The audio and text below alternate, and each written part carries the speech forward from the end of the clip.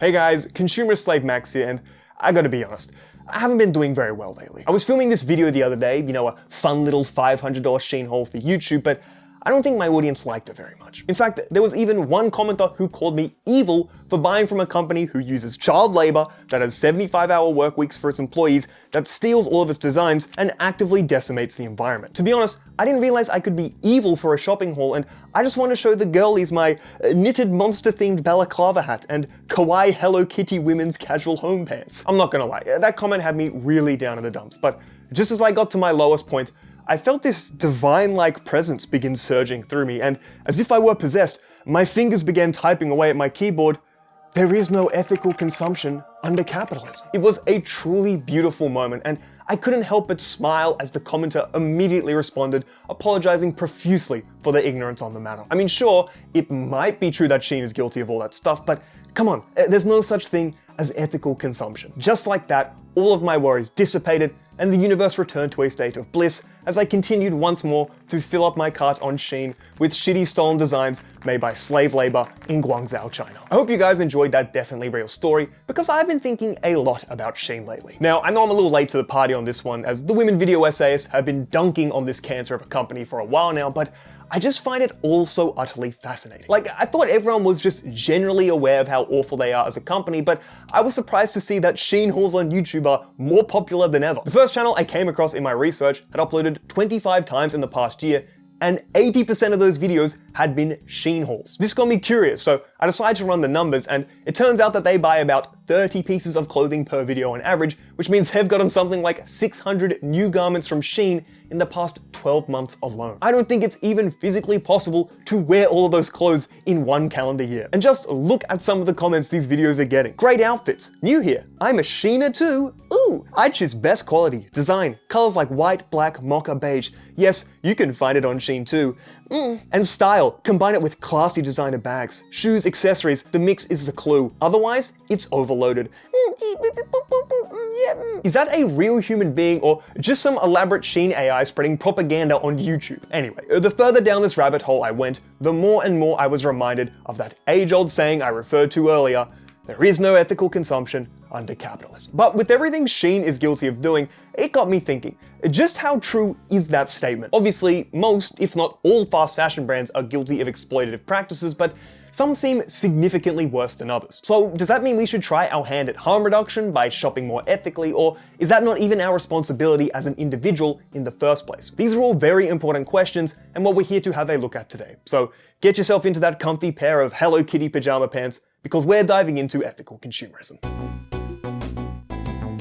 So look, if you're even loosely into politics and have a functioning internet connection, it's safe to say that you've probably come across the phrase, there is no ethical consumption under capitalism, at one point or another. But to be honest, that's kind of the problem with it. The phrase has become so ubiquitous over time that the meaning can vary wildly depending on the context it's being used and who's saying it. Like, if a devout Marxist-Leninist told me there's no such thing as ethical consumption versus some yuppie girl boss from San Fran, I think it's safe to assume that these people mean slightly different things. Regardless though, I think the most important place to start is with the origins of the phrase, or at least the extremely funny event which massively popularized it. Basically, back in 2014, there was this women's charity called the Fawcett Society who collaborated with a UK apparel brand and produced this lovely feminist-themed t-shirt. Then, to promote it, they got a bunch of famous people to wear it, including Tom Hiddleston, Emma Watson, and even some British politicians. Now, you may actually recognize this shirt, and if I had to guess why, it's because there was this one absolutely amazing photo taken of Benedict Cumberbatch,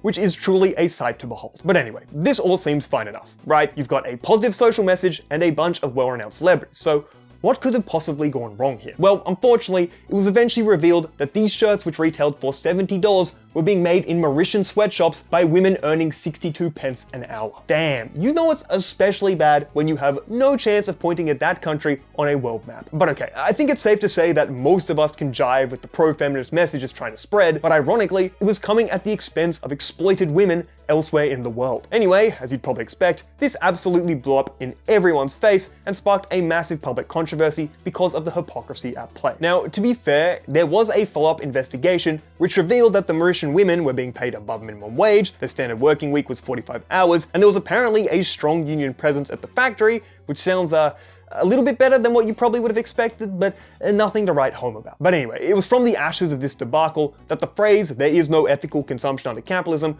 really started to get some traction, especially on the internet. Now, if you're an anti-capitalist of any variation, the Marxist undertones in this phrase are pretty damn clear. I don't want to get too bogged down in leftist theory, so we'll make this quick, but to a socialist, the mere act of generating a profit is intrinsically immoral. This is because a capitalist has to extract the surplus value from his workers in a process which Marx literally described as vampire-like in his writings. To quote an article from the Revolutionary Communist Party of Canada, the idea of ethical profit is an oxymoron, considering that all profit is the unpaid wages of the working class, privately appropriated and hoarded by the ruling capitalist class. It doesn't matter if we lived in a hypothetical world where the workers at SHEIN we mentioned earlier were paid exorbitantly high wages in utopian conditions, because exploitation is always present for as long as the means of production are privately owned. This is why a socialist will say there is no ethical consumption under capitalism, because any good or service you purchase is the byproduct of an intrinsically immoral system. However, if you were to ask me, when people use this phrase today,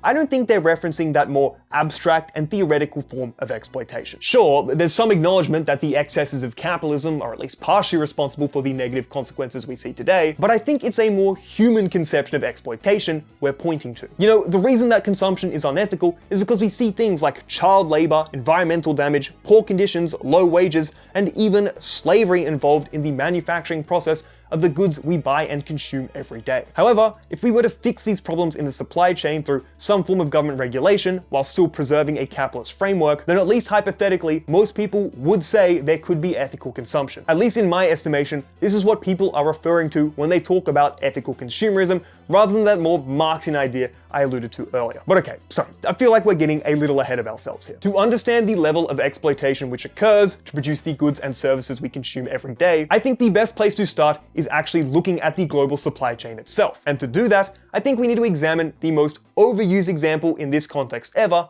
Apple's iPhone. That's right. To kick things off here, we're looking at every annoying conservative's favorite example when they say, "Oh, you criticize capitalism, yet you own an iPhone.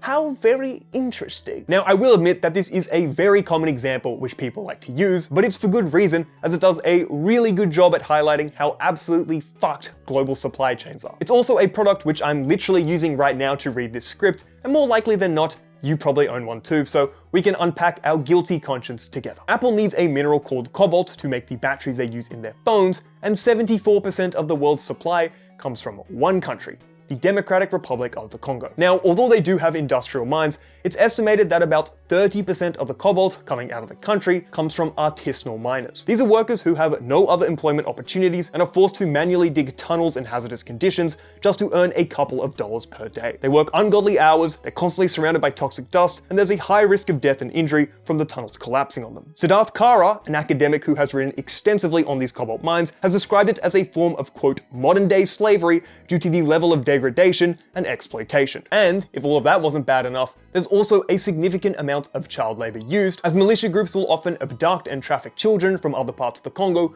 to work on the mines against their will. Then of course, the phones have to be manufactured. To keep their costs as low as possible, Apple outsources the process to a wide array of different manufacturers around the world, the most prominent of which being Foxconn. They were responsible for creating about 70% of the world's iPhone 15s, and they have a bit of a colorful history when it comes to the treatment of their workers. Back in 2010, the company received global attention after there were a string of at a factory in Longhua. Over the course of that year, there were 18 attempts, 14 confirmed deaths, and 20 people who had to be talked down by management. This was a byproduct of the awful conditions, which included immense stress, long workdays, and harsh managers who were prone to humiliate workers for mistakes. One of these deaths included a 19-year-old who had worked 11-hour overnight shifts, 7 nights a week, forging plastic and metal amid fumes and dust until he was demoted to cleaning toilets after a dispute with his supervisor. His wage slip showed that he worked 286 hours in the month before he died, including 112 hours of overtime, 3 times the legal limit in China. In response to these deaths, Foxconn's ever so compassionate CEO sought to improve conditions by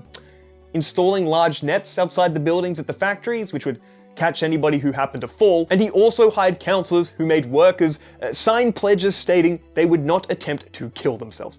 We're really addressing the structural issues at play here, aren't we? Now, in Apple's defense, that was over 15 years ago, and I'm sure things have gotten a lot better since then. right? Well, in recent years, Foxconn has expanded their manufacturing to India in an effort to diversify their supply chains after COVID. However, if there's one thing which stands in the way of making a juicy profit, it's those pesky little labor laws. So, in February of 2023, both Apple and Foxconn successfully lobbied the government of Karnataka, one of the states in India, to increase workdays from 8 to 12 hours and to loosen restrictions on women working night shifts. In these factories, workers are sleep deprived from long hours, they faint on the production line, there have been cases of mass food poisoning sending hundreds of workers to hospital, and women suffer from irregular periods due to the late shifts they have to work. As one employee told a reporter, "I'll die if it's 12 hours of work, I have to be alive to do work." And if we look back at China, Foxconn still finds themselves breaching domestic labor laws due to the forced overtime of their employees. A 2023 report found that during the peak season of production, when demand is highest, employees work up to 87 hours of overtime per month, which is 2.5 times higher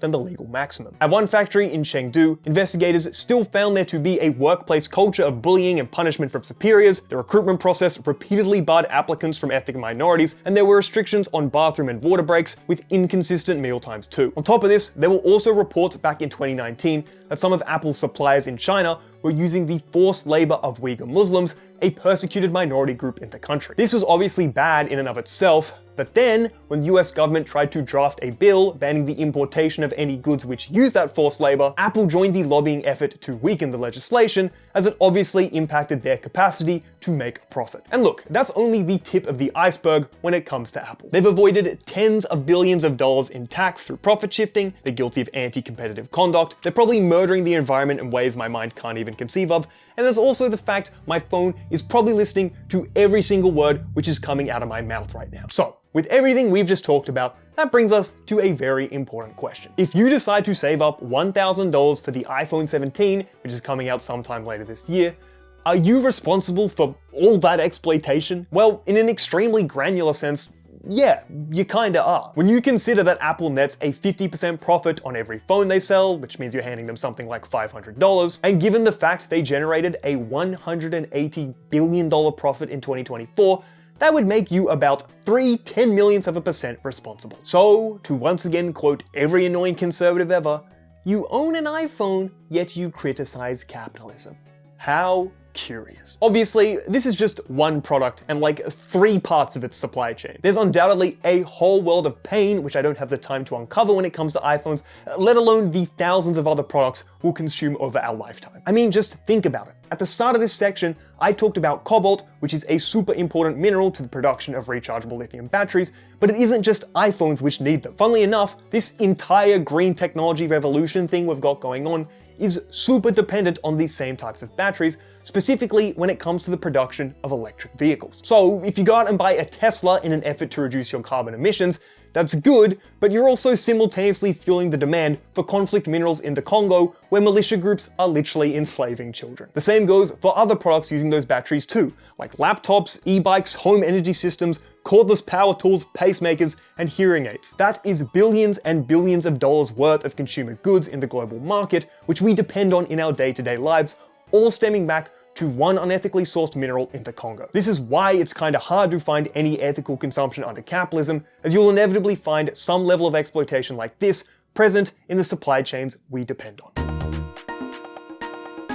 But okay, what if there are companies out there who've intentionally tried to clean up their supply chains? Maybe they audit their factories, they've implemented some sustainable practices to reduce their carbon footprint, and hell, they might even treat their workers from the developing world like human fucking beings. Although they might not be perfect by any stretch of the imagination, what should we make of companies like this? Well, unfortunately, this brings us to the next issue. Even if we want to minimize the harm we cause with the things we decide to purchase, buying ethically is really fucking expensive. Now look, this may shock you, but there is a reason companies like Apple and Nike outsource their manufacturing to the developing world. For some strange reason, there's not much in the way of labor laws or business regulations, which means these mega corporations can maximize their output relative to cost. You know, the second these companies start doing crazy shit like respecting the dignity of their workers with higher wages and better conditions, is the second their cost of production starts to increase, which unfortunately isn't very conducive to affordable prices for you, the consumer. And look, just to be clear, I'm not saying this as some privileged fuck from Australia who has to suffer the mild inconvenience of spending a few extra cents at checkout. No,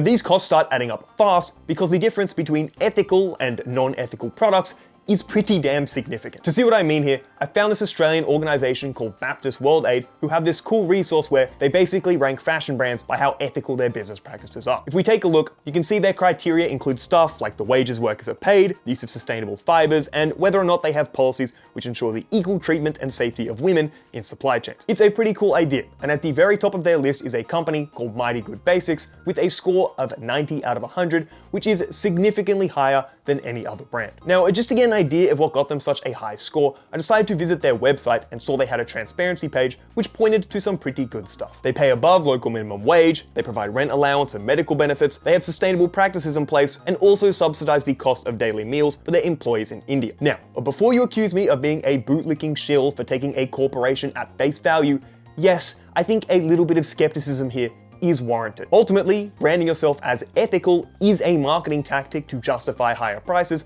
and who knows if they follow through on even half of the promises listed here. Personally, I have no idea what the minimum wage laws are like in India from state to state, but it could be a situation similar to the US where, sure, you are technically paid the federal minimum wage, but that isn't a livable income in like 90% of the cities in the country. But with that being said, they did get a good score from this independent charity, and I'm willing to roll with that and assume they do go above and beyond where they're not supposed to, but again, the bar's on the fucking floor. Anyway, with all that potential bootlicking out the way, let's go and check how much an ethical pair of underwear costs from this brand, and oh, it's 35 AUD. That is a fair bit of money, especially when we compare it with a company like SHEIN. If we check their rating from Baptist World Aid, we can see that they place towards the bottom of all brands with an abysmal score of 20 out of 100. However, when you're stealing the intellectual property of other designers and probably whipping your employees to increase their productivity, it turns out you can actually make some pretty cheap clothes. As you can see, if we were to buy them from SHEIN, you can get a pair of boxer briefs for as low as $3 per pair when you buy them in a 5-pack, aka 12 times cheaper than if you were to buy ethically from Mighty Good Basics. Now, in fairness, I imagine there'd be a massive gap in quality between these two products, and I always think it's a good idea to buy with longevity in mind, but a 1000% higher price is kind of crazy to justify, especially if you're on a lower income. And if we exit the realm of consumption for a moment and take a look at ethical investing, I found this interesting story from moral philosopher Matt Beard, who revealed how much going ethical would cost his retirement. I recently informed my financial planner that I want to move my superannuation, or 401k for you Yanks, to an ethical investment fund. He did his job and showed me the comparison. If fees and returns for each fund performed as they had been, in 30 years' time, my superannuation would be $300,000 worth off investing in an ethical fund. Now, we obviously don't have the full details there, but for somebody on a lower income, is it really fair to ask them to sacrifice a significant chunk of their retirement fund just for the sake of ethical investing? Like, you're just gonna go from financially supporting a slightly less ethical billion-dollar corporation to financially supporting a slightly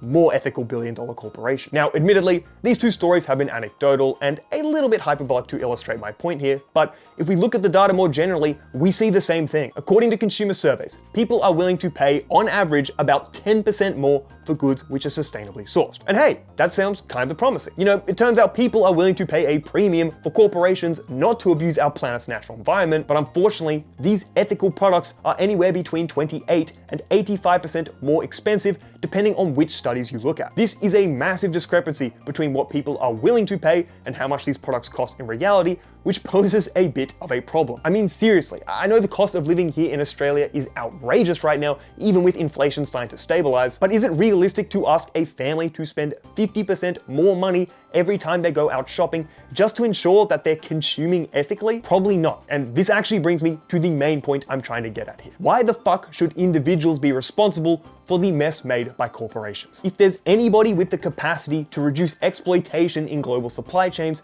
it's probably the mega corporations who directly control said supply chains. At best, we as individuals can only send these kinda weak and indirect market signals to try and influence these corporations and their behaviors, whereas they themselves actually hold the power to enforce better standards. Like, why should the onus be on working families to make more expensive decisions when a company like Apple generated $180 billion worth of profit in 2024? You know, not to be extremely crude and reductive to the complexity of global finance, but surely Apple can redirect like 1% of that money to trying to root out child labor in their supply chains. Well, as it turns out, No, they can't really. Apple is ultimately beholden to its shareholders who expect a rising rate of profit year on year, and the second you start leaking a couple $billion for superfluous things like not annihilating our planet with your carbon footprint is the second you become less profitable and shareholders start losing their damn minds. Now, in Apple's defense, they have made some changes over time. I think they use more recycled materials in their phones now, which is definitely something, and there's allegedly a code of conduct its suppliers must adhere to, but you gotta remember something. Any form of meaningful change they try to implement is going to be constricted by the profit motive and their requirement to maximize shareholder value. Like sure, they can try to make improvements on the fringes and have small changes here and there to quash public pressure, but it's never going to amount to anything substantial because that would jeopardize their profitability too much. At best, we just gotta hope these incremental improvements add up in the long term, so 40 years from now, worker conditions in Longhua will have improved to a point where they can actually take down those nets that they installed previously. Although I wouldn't say I'm an anti-capitalist, this is unquestionably a massive systemic issue and market failure, which isn't going to be solved by any amount of ethical consumerism from individuals. And look, the final thing I want to touch on in this section is just how potentially dangerous an individualistic mindset can be when it comes to ethical consumption. If we cling too tightly to this idea that we can change the world with our individual economic decisions, we run the risk of becoming complacent. If you're on a decent income and go out of your way to buy some ethically sourced products, that might be the full scope of your activism. You know, you played your part as an individual because you went out of your way to buy a $50 pair of sustainable underwear, but now you're less receptive to the idea of systemic change as a whole. I just have this clear archetype in my head of some young, smug professional on a high six-figure salary, moral grandstanding you over the fact they bought a $15 iced latte because it used Rainforest Certified Alliance coffee beans, which means they're saving the planet and you're not, and you should die. And ironically, the only reason they have enough money to afford that stupid coffee in the first place is because they have a cushy finance job where they're responsible for funneling billions and billions of dollars of their clients' money into ExxonMobil and BP stock. Fuck people like that, and it's definitely a problem we run into if we fixate too much on individual responsibility. So okay, look, I know I've spent the entirety of this video thus far agreeing that there is no ethical consumption under capitalism, but I'm gonna have to pull the rug from underneath you because it's a little bit more nuanced than that. As we've explored in detail, global supply chains are a messy bundle of exploitation, and it's basically impossible to avoid it in the products we buy every day. That is absolutely true, but if we're being honest, it's kinda lazy as fuck to just leave things there. Like sure, something can reach the threshold of being bad, but within that category, there's obviously a gradation from like, ow, I stubbed my toe bad, to like, that's a literal Holocaust bad. Obviously, neither of those things are good in the same way two products won't have an exploitation-free supply chain, but if one of them has child slaves working in a factory where they dump their toxic waste into the local river, versus the other one just, I don't know, pays above market rate and has decent conditions, is that not a meaningful difference which should inform the decision we make? For some people, I feel like they take "there's no ethical consumption under capitalism" and use it as a blanket excuse to buy whatever the fuck they want, and it almost reminds me of this mindset I've had in the past when it's come to losing weight. Like, you'll be doing really good with your diet and then slip up once with a cheat meal for lunch when you weren't supposed to, and then you'll be telling yourself, oh, I fucked up once, so I may as well have another 2 pizzas for dinner and then chug down a fucking liter of ice cream for dessert as well. But it's like, no, just because you've entered the threshold of something being bad, it doesn't mean you have to go out of your way to actively make things as worse as they possibly can be. And just because there's some exploitation present in the things you buy, it doesn't justify a mindless $500 shopping spree on Shein, where you're essentially maximizing the amount of harm you can cause the world with each shitty additional garment you add to your cart. And look, if I had to point at one example which best demonstrates the power our individual economic decisions hold, it would easily be the animal rights movement. It emerged in the 1970s as people became increasingly aware of the awful conditions animals were being put through on factory farms, and it caused a lot of people to change their lifestyles. In 1978, about 1% of people in the United States identified as a vegetarian, but this has grown all the way to 4% today, with an additional 1% of people identifying as vegans. Now, if we assume a kind of similar trend amongst other developed nations, it's safe to say that tens of billions of animal lives have been spared from the misery of factory farming, thanks to this decrease in global demand over the past half century. I mean, hell, if you want to see the power of this movement today, just look at the size of the global vegan food market, which is worth an estimated $17 billion and is projected to more than double in value by 2030. There's also some pretty interesting data from economists which show the effect an individual boycott can have. As if you give up one egg, total production ultimately falls by 0.91 eggs. If you give up on 1 gallon of milk, total production falls by 0.56 gallons, and we see similar amounts if we forego purchasing beef, chicken, and pork as well. Now, obviously, as we joked about earlier, this does feel extremely inconsequential in the same way that not buying an iPhone does. But when you start to see a massive movement of people mobilize and organize themselves under a common goal, well, you can actually start to see tangible change in the world. If it weren't for the tens of millions of people who've committed themselves to a vegetarian or vegan diet on an individual level, I guarantee you that no one would be taking the welfare of animals in factory farms as seriously as they do today. Now, just to be clear, that's not to say things are going particularly well, as we still find 80 billion land animals being slaughtered every year, as we talked about in my last video, but the only reason some of the most morally abhorrent farming practices have been abolished today is thanks to the millions of people who either changed their diet in some way or participated in activism. Their success in forcing better welfare standards for animals is underpinned by this kind of paradoxical logic, which we also see when it comes to something like voting in an election. Like, sure, on an individual level, your vote means absolutely nothing in the grand scheme of things, but if everyone carried that same mindset, then democracy might run into some trouble. It's also the same thing we see with the power behind labor unions. Like, sure, a single worker asking their boss for better conditions is unlikely to force any material change, but when everybody on that factory line bands together and voices their interests as a collective, well, that's how you actually accomplish things. Now, I know these aren't perfect analogies, especially with voting, because it turns out that rich people have a lot more votes when it comes to economic decisions than poor people, but I still think the underlying premise is true. Look, maybe it's because I had a little self-help phase 2 years ago, which hammered in this notion of, trigger warning, personal responsibility, but the idea that we are completely helpless to change these awful systems feels very nihilistic to me. I don't doubt that my view here is partially irrational, but I seriously cannot get behind the idea that we have no personal agency in these matters, and spreading that sentiment feels counterproductive to actually accomplishing real change in the real world. Just look at a different historical example, like the anti-apartheid movement. Starting in the UK, they sustained a boycott of South African products for over 30 years, and that pressure was massively important to the abolition of apartheid in the country. That movement was a major success, but if people aren't feeling particularly confident in their ability to affect change in the world, how likely are future movements to succeed? I mean, hell, just look at the boycott, divestment, and sanctions movement around Israel right now. Their activism has been an important component in shifting international opinion on the conflict in Gaza, and we're now moving toward a reality where many world leaders, including my Prime Minister Anthony Albanese, are set to recognize Palestinian statehood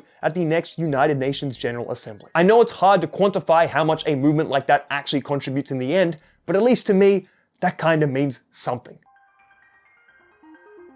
So to bring everything together here, I want to pose a little amendment to the phrase this video has been all about. Sure, there is no ethical consumption under capitalism, but that shouldn't be an excuse to mindlessly consume whenever you want to, and if you have the means to buy ethically, it's probably a good idea too. It is a false dichotomy to assume that there's either only individual action or only systemic change, when in reality, these two things have a lot of overlap, they both play into each other, and they're both goals which can be achieved simultaneously. Your ethical consumption shouldn't be where your activism starts and stops, just like your belief in systemic change isn't a justification for a $500 shopping haul on fucking Shein. Like, seriously, I don't know how alarm bells aren't going off in your head when you can buy a fucking shirt for like $6. So, with that being said, what does it actually look like to change your individual habits? Well, when you need some new clothes, why not save up for a high quality piece which you know you'll keep forever, or go to a charity shop and buy something secondhand? When you're at the supermarket, maybe spend an extra $1 or $2 on some genuinely free-range eggs and support a farmer who cares about the welfare of their hens. And trust me, if you've bought a new iPhone in the last 3 years, you absolutely do not need the new one coming out later this year. They have done nothing significant with those damn phones in the past half decade, and we both know it. Now, I don't say any of this to act like I'm some sort of saint in this department. I've only recently started transitioning to a plant-based diet and still eat meat quite frequently. I also discovered some nice surprises in my index funds, as it turns out that I'm invested in great companies such as ExxonMobil and Procter & Gamble. I mean, sure, they both make up less than 1% of the total value of the fund, but it just goes to show how exploitation is hiding and lurking in every decision we make. I think it's really important that you don't lose your mind over each individual decision that you make, because that is way too burdensome to be reasonable whatsoever. Systemic change should always take precedence over whatever your actions are as an individual, so just try to be more conscious where you can. I actually think Peter Singer, an Australian moral philosopher and very influential utilitarian, has a nice way of summarizing the sentiment that I'm talking about here. The point of morality is not to be able to point your finger at somebody and say, hey, you're doing something wrong. The point is to think, am I living a life which on the whole makes the world a better place, reduces suffering, sets an example for other people to follow who will also make the world a better place? Or am I somebody who is just going along with whatever is convenient and not caring about the effect that it has on other sentient beings? Now, the video is technically done here, but there is one final tangent I want to go on, which is especially relevant if you happen to be a socialist. I was listening to this video from Zizek where he was talking about a really interesting quote from Oscar Wilde, who is a socialist writer from the 19th century, and he basically wrote this: "Just as the worst slave owners were those who were kind to their slaves, and so prevented the horror of the system being realized by those who suffered from it, and understood by those who contemplated it, so, in the present state of things in England, the people who do most harm are the people who try to do most good." Now, admittedly, this does sound a little crazy at first, but if we unpack the logic, I think you'll understand what he's getting at. As we'd all agree, a system of chattel slavery in which one person can legally own another human being as property is innately unjust. It doesn't matter if the owner educates their slaves well, provides them with good quality meals, and treats them kindly, because you are dealing with a morally abhorrent system where the only adequate solution is the abolition of said system. That means the people who are motivated by benevolence to treat their slaves kindly, well, in effect, they actually just perpetuated the system by concealing its true brutality. This is almost an accelerationist point of view, because Wilde is basically arguing that a society that treated slaves with no remorse and put the savagery on full display, well, it probably would have led to the abolition of that system even faster. And so, this brings us back to the idea of ethical consumption. Now, obviously, if I thought capitalism was morally equivalent to slavery, there'd be no world in which I'm advocating for it. In my opinion, it's an imperfect system which can be tamed and regulated to better serve the interest of humanity, but there's always the possibility that I'm wrong on that. By consuming ethically and pushing for government regulation to decrease the level of exploitation in global supply chains, maybe we're just kind of delaying the inevitable. As a Marxist would happily tell me, maybe there is no such thing as an exploitation-free supply chain under capitalism, and any attempt to minimize its brutality is the same line of thinking as the kind slave owner. Ultimately though, I am a pragmatist at heart, and I do believe that regulation and reform is the best path forward and most realistic one at reducing suffering around the world. But with that being said, maybe humanity will look back at us in 400 years from now from their fucking socialist utopia, and they'll lambaste people like me who ultimately delayed the inevitable revolution. It is, however, notoriously difficult to predict the future, and unless you're a clairvoyant, I'm just gonna do what I think is the right thing for the world. Anyway though, I just thought that was an interesting idea which that strange Slovenian man made me aware of. Large collective project. I know this video has been a little bit all over the place with individual action versus collective action and revolution versus reform, but I think that's the level of nuance you need for a complex topic like this. I'd genuinely be really interested to see what people have to say in response to this video, especially if you're on the left side of things politically, because I kind of have sympathy for that point of view, and I just like to see where you disagree and what criticisms you might have, because it's an interesting discussion. It's a very interesting discussion. But anyway, that's all from me. If you enjoyed, please join the Discord, check out my Twitter, check out the Instagram, check out the Patreon if I've set it up, which I probably haven't. But that's all from me. Thank you for watching, and hopefully I'll see you in the next one.